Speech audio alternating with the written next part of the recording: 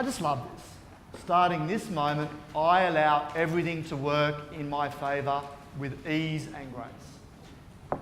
You can pinch that if you'd like to add that to your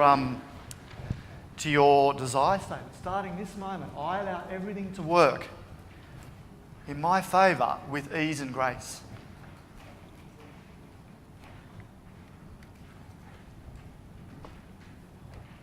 Because we have this desire, but there's still a deep underlying issue that basically still says, oh yeah, but you're still not worthy of this. And it can be so powerful, and if you've got that doubt, that there's a little tiny bit of doubt that says, no, you can't have this, you can't manifest it. And just to make the note, please, everyone, in your notes, manifesting a goal is the removal of doubt. It's that time when this is happening. Jim Carrey, I don't know how it's going to happen, but it's happened.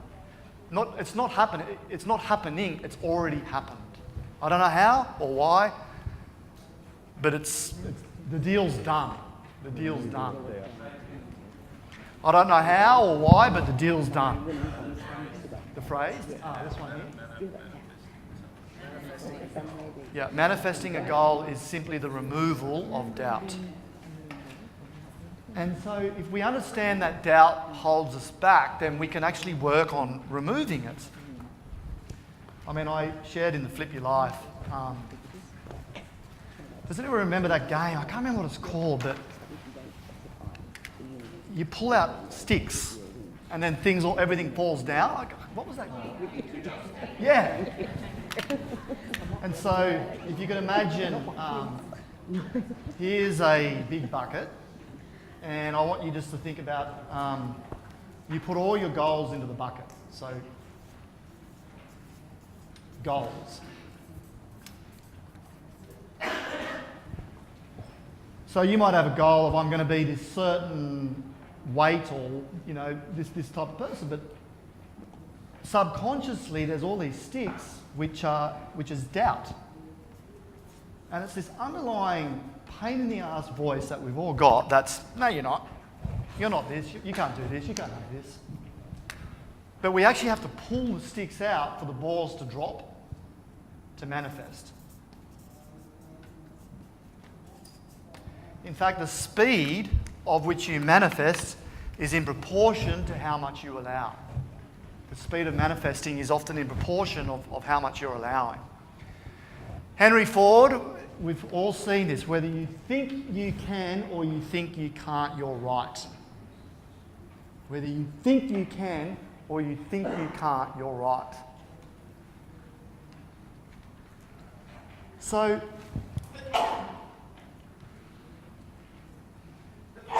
there's two forms of doubt.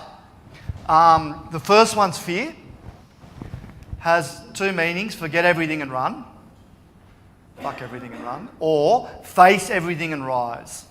Face everything and rise. So we've spent a lot of time on fear. I'm not going to spend an enormous amount of time on here but I've used the metaphor before. If I was to take a plank of wood that wide and line it up along the floor here, and then bet you to walk the plank, but you have to stay on the plank, and it's that wide, okay? You have to stay on the plank to get to the end. Who agrees with me? Who would take the bet? That they would take the bet, and I'll give you $50 if you stay on the plank, but you give me $50 if your foot touches the carpet. Who would take that bet? It's pretty easy, right? So you just got to walk along here, get $50. But as soon as I put that plank up in the sky across two buildings, we're 100 metres high, and I lay the plank out, and we have to put a can of Coke over the $50 so it doesn't blow off. So all of a sudden, you've now got to take this bet on. Who in the room would take that bet? Raise your hands if you would do it, honestly. Who would do it? So no one. So why wouldn't we take the bet when the plank goes up? So the risk is greater than the reward, absolutely. And what else? Yeah, there's a fear, right? What's the fear? What's the fear? So what happens? What happens is we place a dream in front of us, but the brain automatically switches into focusing on what could go wrong. Okay, this is it's a very natural thing.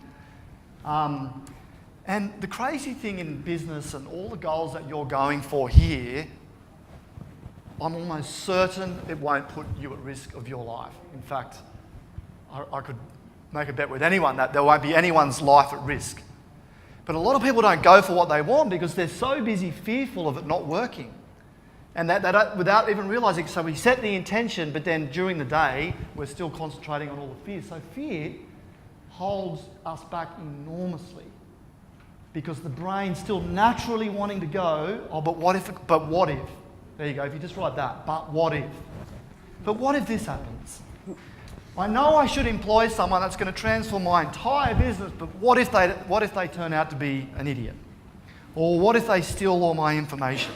What if I know I shouldn't be doing the accounts, but what if I hand over the books to someone else and they steal everything from us? And we come up with all these stories, these reasons that stop us. So fear's the first one. And the other one's sabotage. And I'll just demonstrate sabotage. And we did an example when I was in Sydney. I'll just use the word sabotage.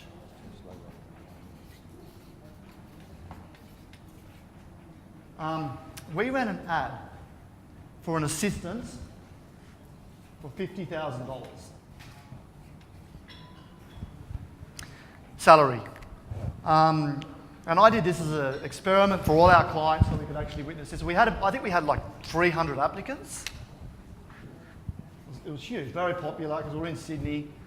We worked over in Bondi Junction, so we had a huge amount of applicants. I ran exactly the same ad, word for word, for $250,000.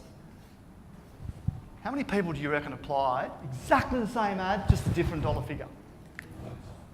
Pardon? 2.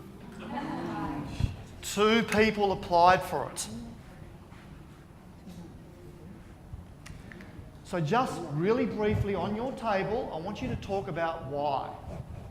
Why do you reckon that is? And so sabotage is where we put a blanket or a limit on what we're worth and what we're in a position to, I could never go on. I'll ask the question, who in the room would feel comfortable making $500 an hour? Raise your hand up if you're comfortable there. I've got a few hands going up.